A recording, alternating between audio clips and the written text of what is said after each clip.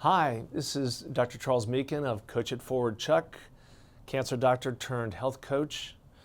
Today we want to talk about metabolic oncology. And once again, my big theme is to bring to you simple, affordable, accessible health priorities that people can try to do 80% of the time, and I think that will get the job done. Well, over the last 10 to 15 years, I've kind of witnessed what's gone on in the health and wellness world, as well as the oncology world. I practiced up to the end of 2018, and I started to get the feel that there was an important part of oncology that we were leaving out. And I would put that in the basket of called metabolic oncology. And I would estimate that in 5 years, there'll be not just surgical oncologists and radiation oncologists, medical oncologists, but also metabolic oncologists.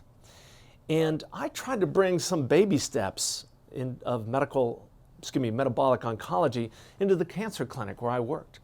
And once again, these were all safe things that don't cost much money, that patients would be able to access. And so I broke it down into six steps or 6 baby steps. And some people were ready to do 1 or 2 of them. Other people were charged up and would do more extensive deep work on this, and that's why I broke it into 6 steps. Keep in mind here that you always want to listen to your cancer doctor, your primary doctor, and work these issues out with them. Any disease or any oncology care is a shared decision-making process. So always bring to light your strategies with the doctor's strategy and work out a good path forward. The first baby step is, I would talk to patients about is, hey, let's start eating real food, mainly low carbs. And if you avoid processed foods, which is about half the high fructose corn syrup and corn and wheat and soy extracts that are carbohydrates with no vitamins or minerals, if you get rid of those, you're on the right track. The kind of stuff that grandma and grandpa used to eat, the stuff that doesn't need labels. So the first step is, let's get out the junk food.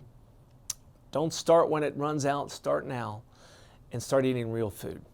That was the first baby step. The second one is to talk to patients about when they come into treatment, whether that be radiation or chemotherapy or even an injection of, now we have targeted therapies or immunologic therapies. Try to come in with a state of metabolic priming or fasting. What that means is maybe eat your dinner the night before, and try to get in there with 12 to 16 hours of non-eating. You can drink water or water with electrolytes in it, but nothing that would trigger an insulin response, so no carbohydrates. And doing that has some interesting impacts. First of all, when we're in a state of mild ketosis or where we're burning fat instead of blood sugars, the normal cells become more resistant to injury by chemotherapy and radiation. And the cancer cells, who are primarily dependent on glucose metabolism, become more rattled. Their life becomes more chaotic. And they don't have recovery enzymes as well intracellularly, so they become more exposed to the damage that chemotherapy, radiation, and immunotherapy can cause. We've seen that in many, many animal models. And we're starting to see it in human models, especially in Europe, where this strategy is being utilized. So metabolic priming, fasting before you come in. And this is sort of different than maybe what a lot of people have heard. Generally, people tell cancer patients, eat anything and everything as much as you can. So they get high carbohydrate casseroles brought to them and sweets, which are comfort foods. And that's actually almost sabotaging their management of the cancer. So low carb, metabolic priming.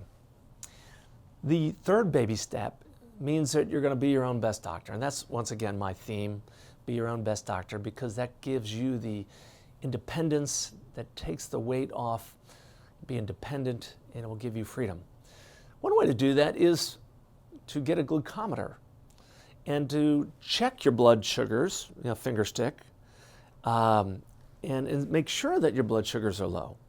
As you get into this fasting and ketosis strategy, you can kind of tell when you're in ketosis, usually 8 to 12 hours into no carbohydrates or minimal eating, and your mouth gets a little gummy, and you feel a mental clarity, and it's actually pretty nice.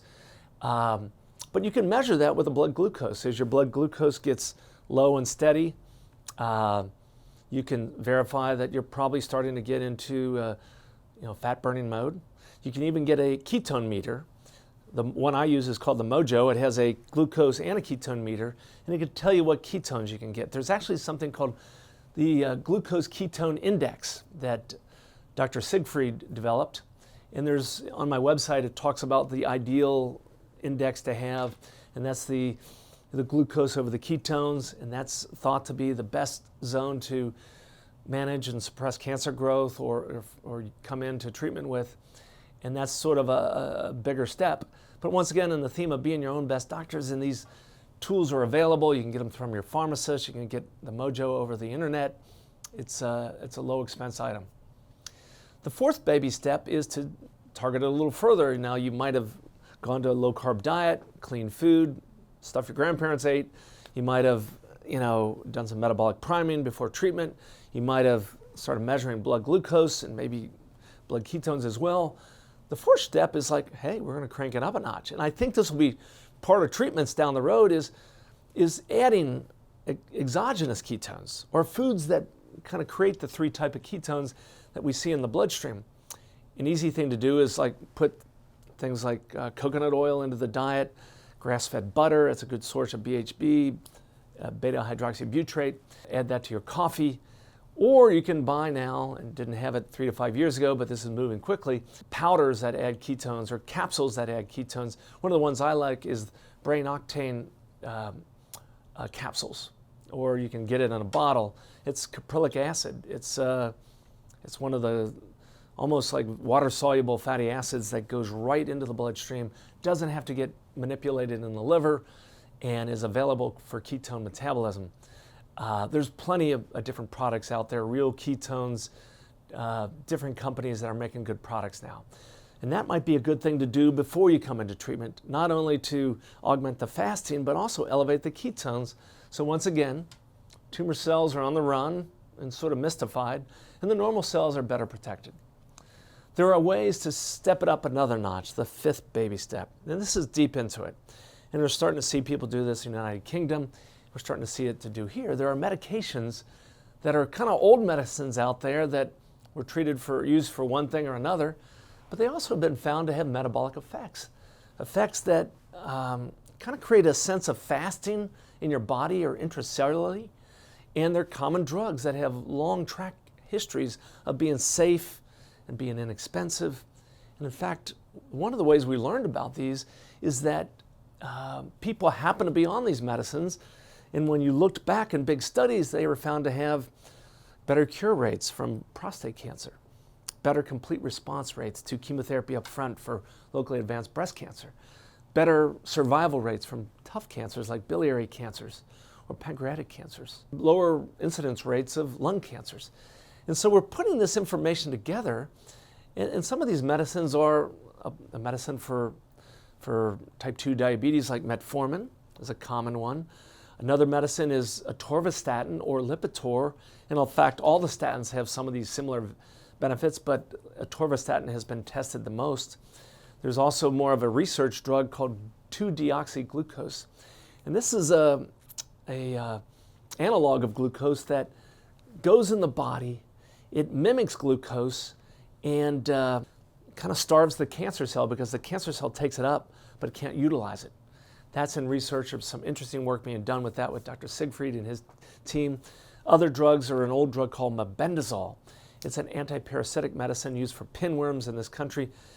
It's hard to get actually because it's expensive now, but it's available in Europe and in Canada.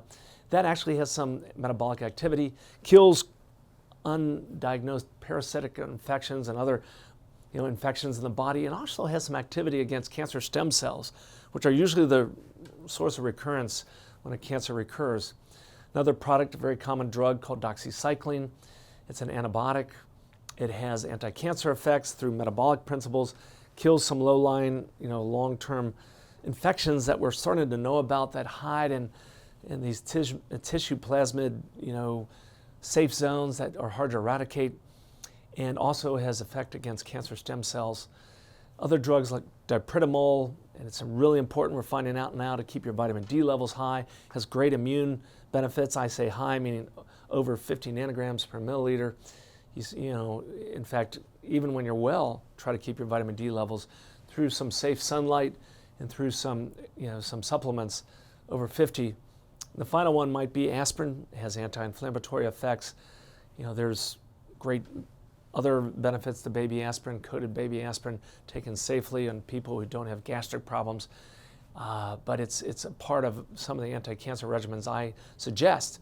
The good news is there's a simple way to approach this. In the last year in this country, a UK company called Care Oncology Clinic, who has been treating patients with the 4 of these medicines they think are the safest and most vetted that have anti-cancer effects. They use metformin, atorvastatin or Lipitor, doxycycline, and mebendazole. They did a wonderful trial with people with probably one of the worst tumors, glioblastoma, a tumor of the brain that has only about a 9 to 10 month median survival and standard of care. They did it over in England. They did 95 patients, and they used it in addition to the standard of care being surgery, mild oral chemotherapy, Temodar, and radiation, as well as some people use an electromagnetic device on their head. And they added to that these medicines. 2 are done all the time, and mebendazole and doxycycline are done in a cycle, 1 month on for the doxy and then 3 months of the mebendazole. And my goodness, it doubled to tripled the median survival. Median survival went up to like 57% at 2 years, as opposed to just under 20% for the standard. And this is about to be published. It was powerful data, because if it can work in a glioblastoma multiforme, which unfortunately killed superstars like John McCain and Edward Kennedy, it can work in a lot of other cancers. So it's being used in over 100 hospitals in England. It's starting to be used here through the Care Oncology Clinic, and that they simplify it and package it for you for people with the brain tumors and other high-risk tumors and many cancers. The 6th baby step is a little bigger of a step, but for people that have a serious cancer, it might be considered. Tools that use are oxidant therapies. The one I like the best is hyperbaric oxygen. We use that in America for serious wound problems. There's, I believe, 14 Medicare accredited indications. It's usually like necrotic bone, non-healing wounds, those kind of things. But it actually works as a great anti-cancer therapy. Remember, tumor cells primarily burn sugar, and they primarily thrive in a low oxygen environment. They don't have the enzymes to manage high oxygen levels. And when you do hyperbaric oxygen, you have your hemoglobin maximally saturated, but you also drive, because of the pressure in the high oxygen environment from wearing the mask, even in a soft chamber, you drive oxygen into the plasma fluid and beyond the hemoglobin. And it increases the delivery of oxygen in the microcirculation, especially those areas of tumor that aren't getting much oxygen. And when that happens in a tumor cell, our normal cells, it nourishes and helps our mitochondria work. And if we get too much of it, it can fix too much oxygen. But in a tumor cell, it can't fix it. And it becomes a death strike to the cancer cell, especially when you combine it with fasting, where that thing is looking for blood glucose. So it doesn't have substrate to burn, and it's got too much oxygen it can't manage. A lot of people who've fixed very difficult cancer, and I saw this at presentations this past year at Metabolic Therapeutics, some pediatric cancers that usually are very hard to fix. There were stories that, brought tears to my eyes and heart, how parents put their kids in a zone to get this stuff, and they've had success stories. So someday down the road, I think we'll be doing metabolic therapies. This is a simple way to address it in a safe way in your own life for those who might have a cancer problem. I bring it to you because I think it's important. I advocate the strategy, once again, of safe, simple, affordable, accessible, health priorities. Do the important things first. Doing the esoteric first won't get you there.